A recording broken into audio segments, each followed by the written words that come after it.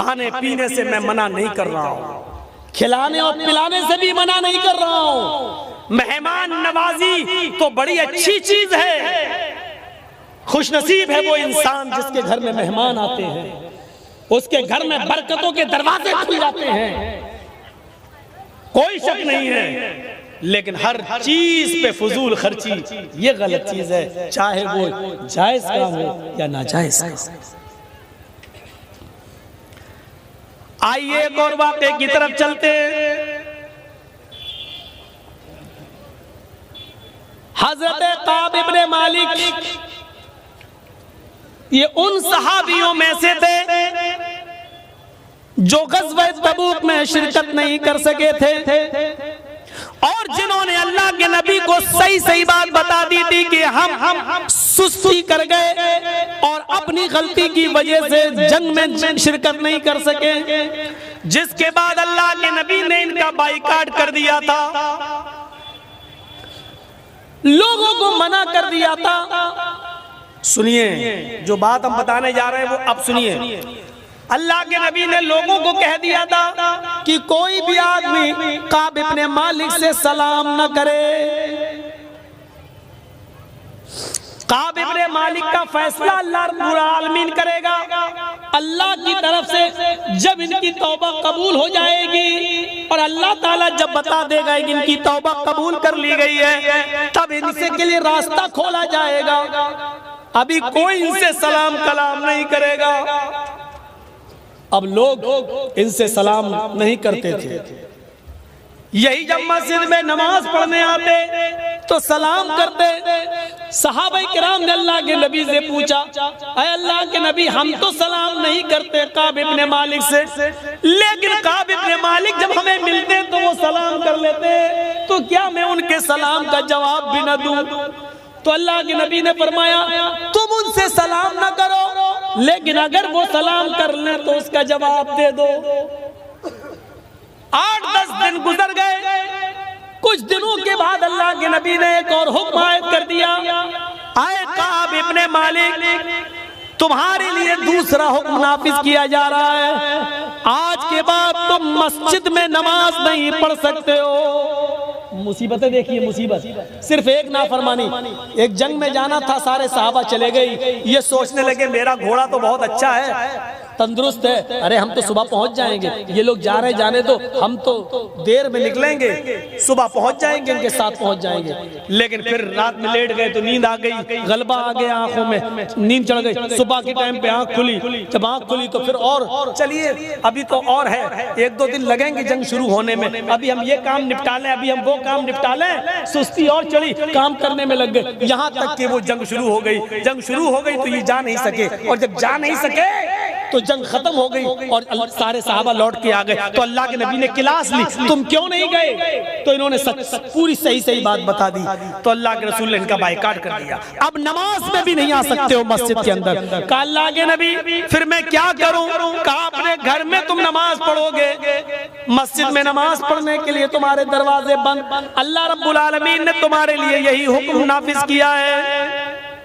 काब इब्ने मालिक कहते हैं कि जब मैं बाजार की तरफ जाया करता था, लोग मुझे सलाम नहीं करते थे, मैं ही सलाम करता था। मैं उनसे पूछता था क्या अल्लाह के रसूल सल्लल्लाहु अलैहि वसल्लम ने मेरे बारे में और कोई हुक्म दिया?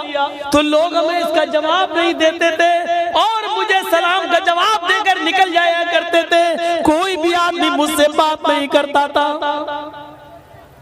इस हाल में कई दिन गुजर गए। काब इब्ने मालिक कहते हैं मैं काफी बुजुर्ग हो चुका था, यहाँ पर एक हुक्म और नाफिज होता है।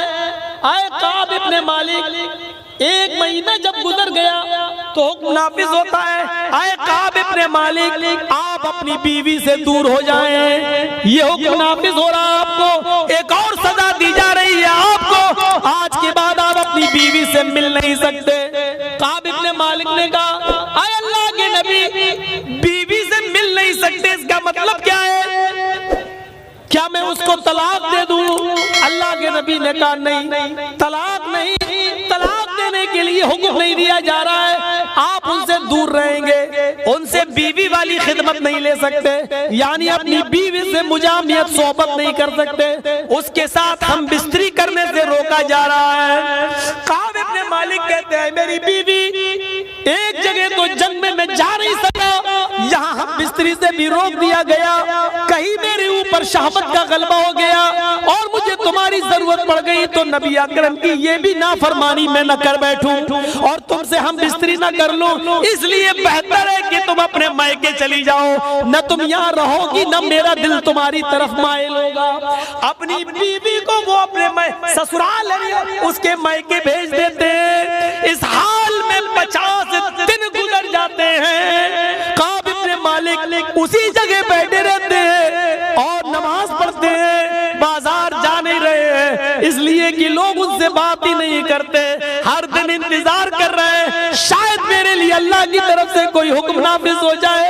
कभी सोचते कि मैं खुदकुशी कर लूं, मुझे इस दुनिया में जीने का हक नहीं है, या अल्लाह मैंने कितना गलत काम कर दिया, एक जंग में हम नहीं जा सके और मुझे इतनी मुसीबतों से गुजरना पड़ा, सारी मुसीबतें बर्दाश्त करते गए, सब कुछ गवारा करते गए। जब 50 दिन मुकम्मल गुजर गए, फजर की नमाज मस्जिद में हो रही थी और काब इब्ने मालिक अपने घर पे नमाज पढ़ रहे थे। नमाज पढ़ने के बाद अपने घर की छत पे चले गए काब इब्ने मालिक और सुबह की ठंडी ठंडी हवा में बैठ जाते हैं और फिजा का मुआयना करने लगते हैं। हवा चल रही है ठंडी ठंडी और फिजा का मुआयना कर रहे हैं, क्या देखते सूरज निकलने के करीब है और कोई आदमी कोई साहब रसूल नबी की मस्जिद नबी से निकलकर मेरे घर की तरफ आ रहा है। थोड़ी देर के बाद वो मेरे घर के दरवाजे के नीचे खड़ा होता है, कहता है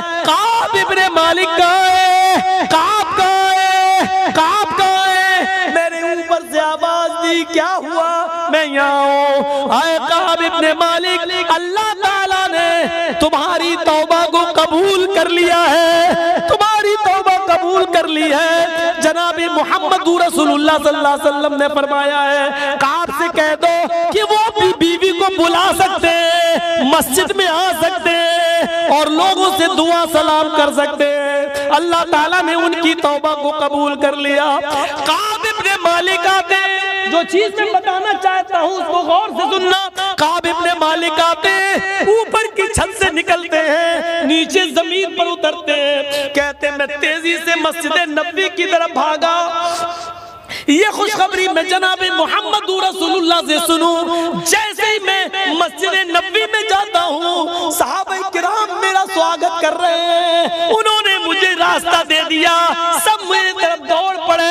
ऐ काब इब्ने मालिक मुबारक हो, अल्लाह ने तुम्हारी तौबा कबूल कर ली। और मैं एक ही बात कहता जा रहा हूँ, मुझे ये बात अल्लाह के रसूल से सुननी है। जैसे ही उनकी नजर नबी अकरम के चेहरे पर पड़ती है, अल्लाह के नबी कहते हैं काब ये लोग ठीक कह रहे हैं, अभी अभी जिब्रील ने मुझे आकर बता दिया है कि अल्लाह ताला ने काब इब्ने मालिक की तौबा को कबूल कर लिया है। तुम अपनी बीवी को बुला सकते हो, आज के बाद मस्जिद में आ सकते हो, लोगों से दुआ और सलाम कर सकते हो। काब इब्ने मालिक ने अल्लाह के नबी का हाथ पकड़ा, उसको चूमा, नबी की पेशानी का बोसा लिया, गले लगे और फरमाया ऐ अल्लाह के रसूल, आज आपने मुझे मेरी खोई हुई जिंदगी दोबारा लौटा दी, आज आपने मेरे लिए जीने का एक दूसरा मौका दे दिया, अल्लाह ने मेरी तौबा कबूल कर ली। अब इस खुशी का तकाजा ये है कि मेरे पास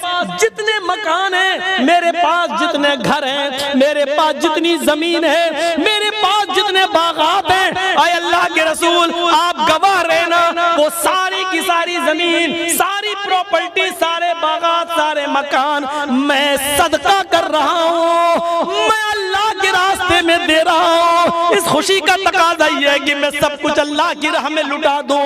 आपने काब इब्ने मालिक का हाथ पकड़ा, आए काब तुम ऐसा नहीं कर सकते हो, तुम अपनी पूरी की पूरी प्रॉपर्टी अल्लाह की राह में नहीं दे सकते हो, अपने सारे बागात तुम अल्लाह की राह में नहीं लुटा सकते हो, अपना सारा माल, सारी दौलत तुम अल्लाह की राह में नहीं दे सकते हो, तुम्हारे लिए जायज नहीं है। नहीं, जितना देना चाहो उतना दे दो, एक हिस्सा